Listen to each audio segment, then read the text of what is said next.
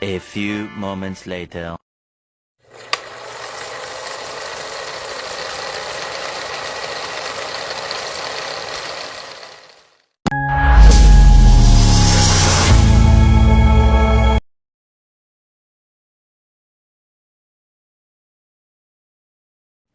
Pusat Studi Dakwah adalah lembaga yang berfokus pada pengembangan ilmu pengetahuan dan praktik dakwah Islam, sedangkan secara umum adalah mengajak manusia untuk berbuat baik tanpa paksaan dan dengan cara yang tidak menyulitkan. Pusat Studi Dakwah tidak hanya berfungsi sebagai tempat belajar, tetapi juga sebagai wadah untuk membina kader-kader dai yang berilmu dan berakhlak mulia. Pusat Studi Dakwah juga memiliki beberapa fungsi, di antaranya yang pertama, kajian dan penelitian. Melakukan penelitian dan kajian tentang berbagai aspek dakwah seperti metode, strategi, dan efek dakwah di masyarakat. Ini termasuk menganalisis tren dakwah, tantangan yang dihadapi, dan cara-cara untuk menyampaikan pesan-pesan agama. Yang kedua, pengembangan kurikulum. Mengembangkan dan merancang kurikulum pendidikan dakwah yang sesuai dengan kebutuhan zaman dan masyarakat.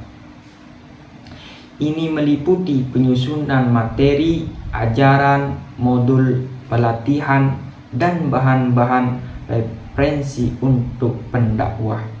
Yang ketiga, pelatihan dan pendidikan.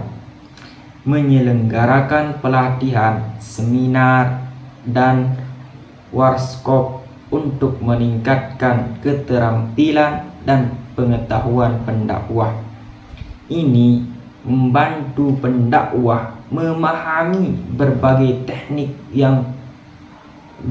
teknik dan pendekatan dakwah yang efektif. Yang keempat, pemberdayaan masyarakat. Mengorganisir program-program dakwah yang bertujuan untuk memberdayakan masyarakat melalui pendidikan, agama, sosial, dan ekonomi. Ini bisa meliputi program bantuan sosial, pendidikan non-formal, dan kegiatan komunitas lainnya. Dengan demikian, Pusat Studi Dakwah berperan sebagai pusat pendidikan, pelayanan, penyebaran keilmuan, pengkaderan, serta pembangun hubungan humoris dengan masyarakat. Sehingga Pusat Studi Dakwah menyesuaikan metode dakwah dengan perkembangan zaman. Untuk mengembangkan pusat studi dakwah yang efektif, Pusat Studi Dakwah harus siap menghadapi kompleksitas masyarakat modern. Dengan itu, strategi dakwah harus disesuaikan dengan kondisi dan keadaan masyarakat saat ini, mencakup aspek metode, materi, dan media yang digunakan. Lalu, gimana strategi dakwah di era modern ini? Nah, strategi dakwah adalah pendekatan yang sistematis dan terancang untuk menyampaikan ajaran agama kepada masyarakat. Strategi ini mencakup berbagai metode, teknik, dan rencana yang dirancang untuk mencapai tujuan. Untuk mencapai tujuan dakwah dengan efektif, tujuan utamanya adalah menyebarluaskan pesan agama, meningkatkan pemahaman, dan mempengaruhi perubahan positif dalam melakukan individu maupun masyarakat. Strategi dakwah di era modern harus dapat beradaptasi dengan perkembangan teknologi dan perubahan sosial yang cepat. Di era ini, berbagai platform dan alat baru tersedia untuk menyampaikan pesan dakwah dengan lebih efektif. Adapun strategi dakwah di era modern ini diantaranya yang pertama, pemanfaatan media sosial. Media sosial seperti Instagram, Facebook, Twitter, dan TikTok dapat digunakan untuk menyebarluaskan pesan dakwah secara luas dan cepat. Konteks yang relevan dan menarik seperti video pendek, infografis, dan artikel dapat membantu menjangkau audiens yang lebih besar. Yang kedua, platform digital. Menggunakan platform digital seperti blog dan saluran YouTube untuk memberikan materi dakwah, konten yang informatif dan berkualitas di platform-platform ini dapat menarik minat audiens yang lebih luas.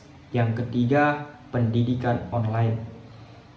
Menyediakan kursus atau pelatihan dakwah secara online. Platform e-learning dapat memudahkan akses ke materi dakwah bagi orang-orang yang tidak dapat menghadiri kelas tatap muka. Terus yang keempat, interaksi personal dan komunitas virtual. Membentuk komunitas virtual di berbagai platform untuk berdiskusi dan berbagi pengetahuan agama. Ini bisa berupa grup diskusi di WhatsApp, forum online, atau website. Yang kelima, kolaborasi dengan influencer. Bekerja sama dengan influencer atau tokoh publik yang memiliki audiens besar untuk menyebarkan pesan dakwah. Influencer dapat membantu menjangkau generasi muda dan masyarakat yang lebih luas. Yang keenam, konten kreatif dan inovatif. Menghasilkan konten dakwah yang kreatif dan inovatif seperti meme, anime, dan video yang menarik. Selanjutnya, dakwah di kalangan Gen Z. Gen Z merupakan kekuatan utama dalam dakwah di masa depan dan memiliki pengaruh signifikan bagi bangsa dan agama Islam. Generasi ini unik dan berbeda dari generasi sebelumnya, terlahir di era teknologi dan berkembang pesat. Gen Z mampu memanfaatkan teknologi untuk meningkatkan kreativitas mereka, dan media sosial mereka sangat aktif menggunakan media sosial yang mempermudah mereka dalam memperoleh informasi.